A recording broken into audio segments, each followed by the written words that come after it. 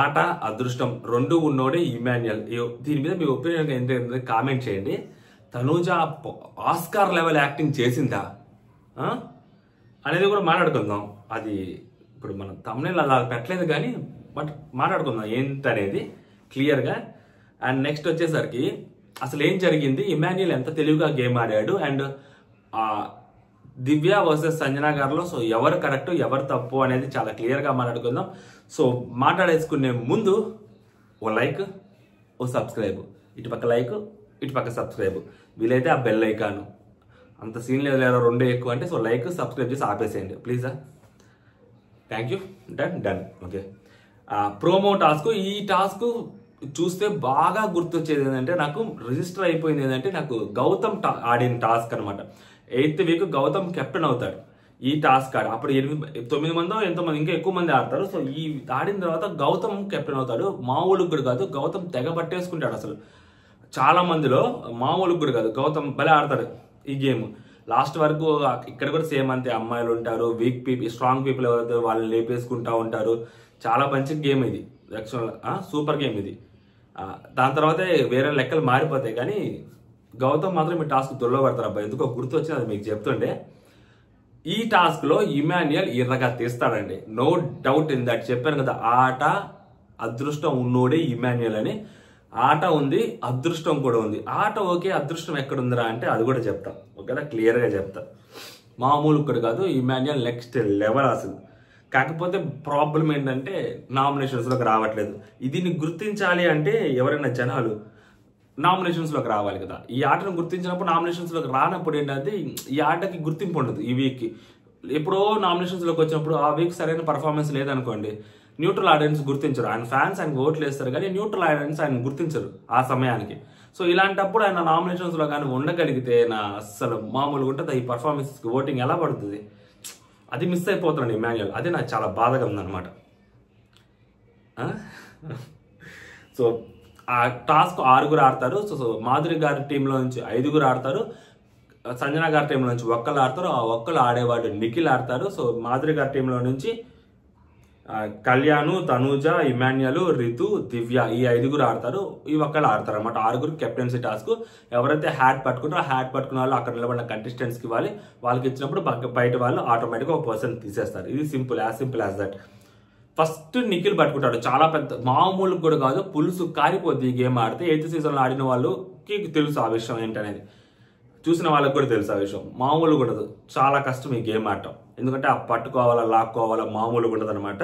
అందులో హౌస్లో వాళ్ళందరూ సగం మంది రోగాలతో బాధపడుతున్నారు, జలుబులతోటి దగ్గులతోటి బాధపడుతున్నారు. వన్స్ కోల్డ్ చేసిందంటే బాడీ లోపల సగం స్లోగా ఉంటుంది అనమాట. ఎనర్జీ అంత ఫుల్ అండ్ ఎనర్జీ ఉండదు, యాక్టివ్గా ఉండరు బాడీస్ ఎవరివి. గుర్తుపెట్టుకొని మళ్ళీ మాట్లాడుకుందాం. సో నిఖిల్ ఫస్ట్ పట్టుకుంటాడు అయ్యా. నిఖిల్ పట్టుకొని స్ట్రైట్ అవే తీసుకెళ్లి గౌరవ్ చేతిలో పెడతారు. ఆబ్వియస్లీ గౌరవ్ ఏం చేయాలి, ఇమాన్యుయల్ తీసేయాలి. ఇమాన్యుయల్, కళ్యాణ్. సో ఎవరు స్ట్రాంగ్ అన్నప్పుడు సో వాళ్ళిద్దరిలో ఎవరిని తీసేసినా ఓకే కాబట్టి సో కళ్యాణ్ తీసేస్తారు, విచ్ ఇస్ అ ఫేర్ వాళ్ళ పాయింట్ ఆఫ్ వ్యూలో. ఎందుకంటే అంటే దీంట్లో కళ్యాణ్కి కూడా కొంచెం పాజిటివ్ ఉంటుంది, కళ్యాణ్ ఉంటే లేపేస్తారని. కళ్యాణ్ దీన్ని చాలా నార్మల్గా తీసుకున్నట్టే కనిపించాడు. ఎందుకంటే తను స్ట్రాంగ్ అని చెప్పి తీసేస్తున్నారు కాబట్టి. సో ఆబ్వియస్లీ కళ్యాణ్కి సంగతి వాళ్ళకి అంటే నా గురించి వీళ్ళు భయపడుతున్నారన్న ఫీల్లో కళ్యాణ్ ఉంటాడు కూడా. అలా తీసేస్తారు కళ్యాణ్ని. అండ్ నెక్స్ట్ వచ్చేసరికి ఇమాన్యుయల్ దొరికింది. ఇమాన్యుయల్ తీసుకెళ్లి సంజన గారు చేస్తారు. ఇప్పుడు సంజన గారు ఏం చేస్తారు, దివ్యాన్ని తీసేస్తారు. దివ్యాన్ని తీసేయడం అనేది ఎంతవరకు కరెక్ట్, ఇదే ఈ పాయింట్ చెప్తుండే. అదేంట్రా అది ఎవరు తీసేయాలి, నార్మల్గా నిఖిల్ తీసేయాలి, రైట్, నిఖిల్ తీసేయాలి. ఇప్పుడు ఏంటి, అది నార్మల్ కెప్టెన్సీ గేమ్ అయిపోయింది, గ్రూప్ వర్సెస్ గ్రూప్ అయిపోయింది. గ్రూప్ వర్సెస్ గ్రూప్ ఎప్పుడు అక్కడ రింగు దగ్గర నిలబడడానికి వచ్చినప్పుడే మాధురి గారి టీం నుంచి ఒకళ్ళు వచ్చారు, మాధురి గారి టీం నుంచి 5 వచ్చారు, సంజన గారి టీం నుంచి ఒకళ్ళు వచ్చారు, అంతే. అక్కడితో అయిపోయింది, ఇంకా గ్రూపులు లేవు. ఇంకా అక్కడ నిలబడి వాళ్ళందరూ కంటెస్టెంట్సే. గ్రూపులు చూసుకోకూడదు, ఓకేనా. మన వాడు గెలవడానికి ఎవరు ఉండకూడదు అనేది మాత్రమే చూసుకోవాలి. ఇప్పుడు ఇమాన్యుయల్ తీసుకెళ్లి సంజన గారి చేతిలో పెట్టారు. సంజన గారి చేతిలో పెట్టినప్పుడు ఏం చేయాలి, సంజన గారు ఇమాన్యుయల్కి నిఖిల్ తీసేయాలి, కానీ దివ్య తీసేసింది. ఇప్పుడు ఫర్ ఎగ్జాంపుల్ సరే ఇమాన్యుయల్ నిఖిల్కి ఏమైనా మాట్లాడుకున్నారేమో, నిఖిల్ ఎవరి చేతిలో పెట్టినా కానీ ఇమాన్యుయల్ తీసేయకూడదు, లాస్ట్ వరకు నిఖిల్ ఇమాన్యుయల్ చూసుకుంటారు అనుకున్నా. పొర్రపాటున నిఖిల్ చేతికి దొరికింటే ఇమాన్యుయల్ కెప్టెన్ అవ్వడు కదా లాస్ట్ది. ఓకేనా, ప్రతిసారి అదృష్టం, అందుకే చెప్తుంది అదృష్టవంతుడు, ఆటతో పాటు అదృష్టం కూడా ఉంది ఇమాన్యుయల్కి. సో ఇప్పుడు ఇమాన్యుయల్ ఫస్ట్ దొరికింది, ఫస్ట్ దొరకలేదు, సెకండ్ దొరికింది, దొరికిన వెంటనే తీసుకెళ్లి సంజన గారి చేతిలోకి ఇచ్చారు. సంజన గారు దివ్య తీసేశారు, దివ్య మీద ఉన్న కోపంతో దివ్య తీసేశారు. అప్పుడు దివ్య అడుగుతుంది క్వశ్చన్, మీకు ఇమాన్యుయల్ కెప్టెన్ అవ్వాలనుకుంటున్నారా లేదా అంటే, అప్పుడు స్ట్రాంగ్ గా ఉన్న నిఖిల్ కదా తీసేయాల్సింది అంటది. ఈ అమ్మాయి వీగన్ అమ్మ ఒప్పుకుంది, అది కాసేపు పక్కన పెడితే స్ట్రాంగ్ గా ఉన్న నిఖిల్ తీసేస్తే కదా మీరు ఇమాన్యుయల్ కెప్టెన్ చేసుకునేది జరిగింది. అంటే ఇక్కడ ఇమాన్యుయల్ కెప్టెన్సీ కంటే కూడా ఆమె పగ ముఖ్యం అయిపోయింది. ఇప్పుడు ఆమె పాయింట్ ఆఫ్ వ్యూ నుంచి ఆలోచించినప్పుడు వాళ్ళ బిడ్డ గెలవడానికి ఎవరు ఉండకూడదు, వాళ్ళని తీసేయాలి కదా. ఇప్పుడు మొహమాటానికి పోయి సంజన గారు మొహమాట పడరు, సంజన గారు అంతా గేమ్ లాగా ఆడతారన్నప్పుడు నిఖిల్ తీసేయకుండా ఈ అమ్మాయిని తీసేయడం వల్ల ఉపయోగం ఏముంటది? పొరపాటు నెక్స్ట్ నిఖిల్కి దొరికింది అనుకో, నిఖిల్ వేరే వాళ్ళ చేతికి ఇచ్చారనుకో, ఇచ్చిన వాళ్ళ చేతికి ఇవ్వకూడదు అన్నట్టు కనిపిస్తా ఉంది, లేకుంటే ఇవ్వచ్చేమో. సో నిఖిల్ వేరే వాళ్ళ చేతికి ఇచ్చినా సో ఖచ్చితంగా నిఖిల్ కి ఫేవర్ గా ఉండే వాళ్ళకి ఇచ్చుకుంటాడు. నిఖిల్ కి ఫేవర్ గా ఉండే వాళ్ళకి ఇచ్చినప్పుడు సడన్ గా ఇమాన్యుయల్ తీసేసి ఉంటే పరిస్థితి ఏంటి? సంజన గారు చేసిన పెద్ద బ్లెండర్ అయిపోదా? ఖచ్చితంగా అవుతుంది కదా.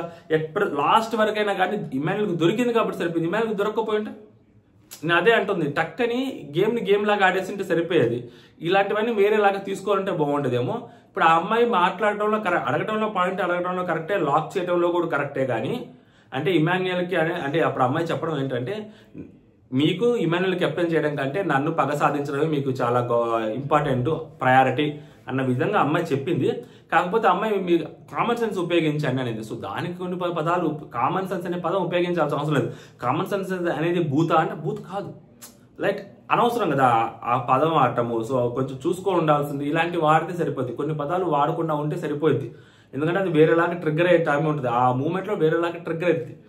ఎందుకు అలా మాట్లాడుతున్నారు అంటే నాకు సెన్స్ లేదనా అని కూడా అనేవాళ్ళు కూడా తీసుకునే వాళ్ళు ఉంటారు, ఆబ్వియస్గా తీసుకుంటారు కూడా. సో అలాంటి పదాలు కొంచెం అవాయిడ్ చేస్తుంటే బాగుండేదేమో అని అనిపించింది.